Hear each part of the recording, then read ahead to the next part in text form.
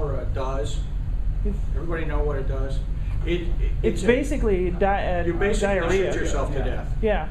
It's not a. You it's not dehydrate. a pleasant way to go. You dehydrate food because you can't maintain fluid. You can't maintain enough fluids to keep yourself hydrated. The cholera bacteria has a chemical that turns on at a date all the cells in your lower intestine. And you Instead can't of drink enough to absorbing keep water up. out of the feces, the intestine back puts water into it. So essentially you're bleeding it. At some point, there's no feces coming out of you. It's essentially a straw-colored or light-colored liquid, which is essentially your blood serum. You're essentially bleeding to death without any red blood cells. And effectively, you're the transport hub for bacteria. So Yeah, That's right. It's a really nasty disease, and in all likelihood, the reason that cholera hadn't gotten to Europe yet was because it killed its hosts So quickly. faster than they could travel. Right. The bubonic plague, for example, has an animal host, Or two or three animal or hosts. 2 or 3 animal hosts, and so while the people were dying very quickly, The rats and the cats. the rats and the cats and the bats and everybody. The flea. Yeah, but they were the carriers of the flea. The flea can't were travel able as to- fast as They were able to reproduce fast enough so that they could carry the flea into Europe. out of the Now, the east. question is going to be, we were talking this morning about dirigible air travel, or blimp air travel, or semi-rigid. And what that's going to carry back. What is that going to do to the time period, especially since people are talking about blimp travel to India? What is that going to do to the travel time between India, for example, where there was cholera, and other Germany, nasty things. and other nasty things, and Germany, where there wasn't any cholera? Probably cholera is going to show up way faster than it did in the original timeline. We might even get things like the hemorrhagic fever Yeah. that they hadn't seen. We see it in New Mexico, but that never was in Europe, and we could carry stuff like that. Do you think In Italy in the 1500s? cholera was in India in 1974? The last cholera epidemic in Europe happened in Italy in 1974. I rode the train from Milan to Paris with the last group of cholera sufferers in Europe. And I had to be quarantined when I came back to the U.S. because I was sitting outside the bathrooms on the train where they were suffering. So it's not too long ago that cholera was damaged. So and just point recently is, they had in some of the war areas in Africa. It's not gone. no, and neither is smallpox, folks. No, or measles. Or measles, or even polio, or any of those things. They just keep coming back. Polio is they've almost not seen any. The only polio viruses that exist today are in labs. Well, polio, of course, wasn't. It seems to have existed in a mild form in the early modern period in Europe, but Right. it wasn't. It wasn't what it was in this country in the 30s, 40s, and 50s.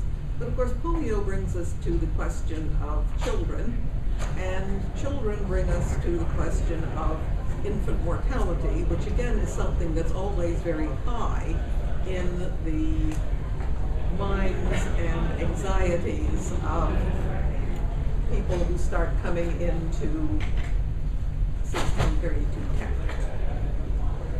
Speaking, there are basic truths here. Somebody is always saying, well, half the women died in childbirth, and the answer is no, they didn't.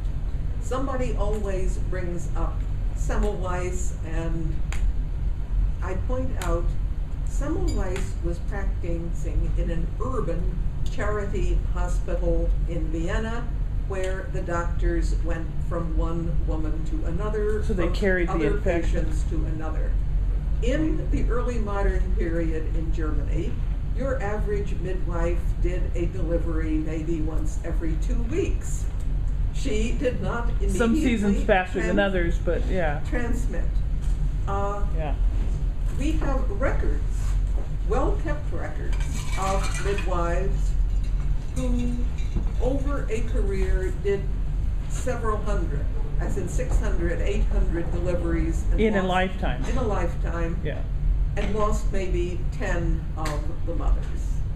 More babies than mothers. They lost more babies than mothers.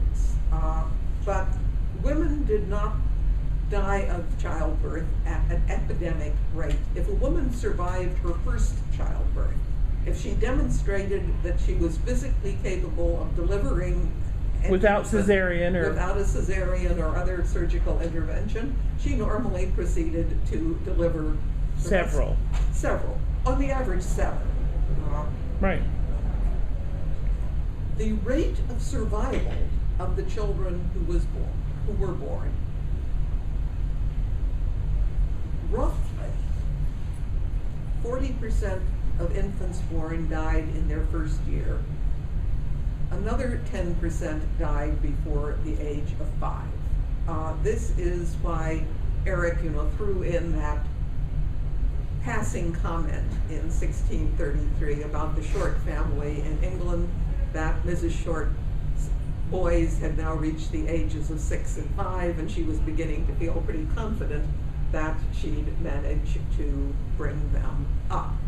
However, it varies widely from place to place, and again, we're dealing not with purely medical practices, but with social practices. Mm-hmm. In the Germanies, there were portions of Bavaria, mountain villages, where it was considered a social stigma for a woman, not a lady, upper class, but any woman, a peasant wife, to nurse a child. They put a newborn infant on what they called pap by the age of 3 weeks. Oh. The survival rate was 3 babies out of 10. In Ostfriesland, up on the Dutch border, the approved social practice was for a woman to nurse each child she bore for 2 years. You had a survival rate of 7 out of 10, with no other basic differences than that.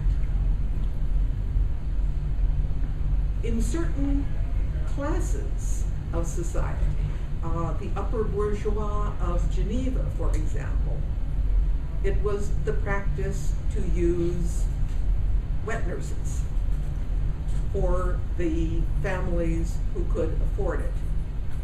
The average interval between births for a woman was 11 months. In portions of France, where in the lower middle classes, wives of artisans and shopkeepers who were expected to help in the family business, it was the practice to send the children to baby farms out in the country for the first couple of years. The death rate was 8 out of 10 for these children who were sent to these baby farms, creches. On the other hand, in places where it was, like Ostfriesland, customary for the woman to nurse at least 2 years, the average interval between births was 33 months. The Ostfrieslanders bore fewer children and reared more, but this was a practice of social custom, social pressure, and it's not going to be something that the uptimers can do hand-wavium about and say it's good for your baby to nurse it for 2 years. someone will say, oh, we always knew that, and other people would say, over my dead body. You can't would I do expect that." me You can't. to. I am not a milch cow. Yes. Well, actually be over the dead body of my children, uh, but not over my dead body. That's right. And, oh, if you think today, the scandals that every now appear in the newspaper because some poor woman nursed her child in a McDonald's with a blanket over her shoulder. You know, this is not just an individual choice. It's a social choice of a broader milieu. And the things are. So you have, you know, this general pattern. You have a heavy infant mortality varying from place to place. From the ages of 5 to 15, basically the kids are pretty healthy. Unless they run into a diphtheria epidemic or something like that, they're likely to survive. Pertussis, you know, whooping cough. I mean, lots of things. Yeah, but I've got a mostly they question went for you. through that in the earlier years. Smallpox. But then, we get the boys to 12, 13, and you read the parish registers, and that there's that unavoidable, apparently, uptick known as gored while teasing the sexton's bull, killed while swinging from a grapevine out of the old oak tree, drowned while trying to swim the river in the dark on a dare.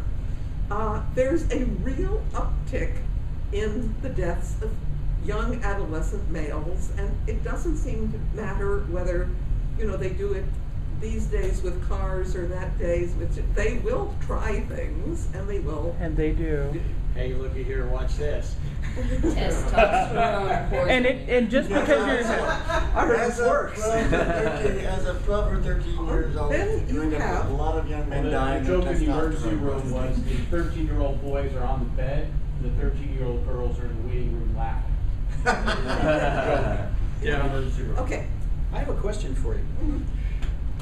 You've got practices that are incredibly diverse and that produce incredibly different survival rates. Is it because they were as isolated as they were Yes. from each other that they didn't figure out what was Yes. going on? Yes, that's why it will be so important to start public health Mhm. thing, you know, just get the information out. Also, who's heard of Hodgkin's European marriage pattern? Everybody needs to. Oh, no, sorry. What is Oh, that? is this the new occupation, old occupation one? No. Kessler? No, it's Okay, I'll put it. Hodgkin's European marriage pattern. It's been known to the demographers for 40 years. And if you take Europe, you draw a, oh, I hate these places. They don't give me any place to pace, and they don't give me a whiteboard. Put your map of Europe up here and draw a diagonal line like this. From like Holland to From Holland Italy, Or to England. the Adriatic, to in which Tibet. the Germanys, England, Holland are on this side, Spain, Italy, and the France. Balkans. France is Half of split, France, half yeah. of France yeah. are on this side. On this side, down in the Mediterranean area, you have what you call the Mediterranean marriage pattern, in which men marry late to girls in their mid to early, almost sometimes their early teens.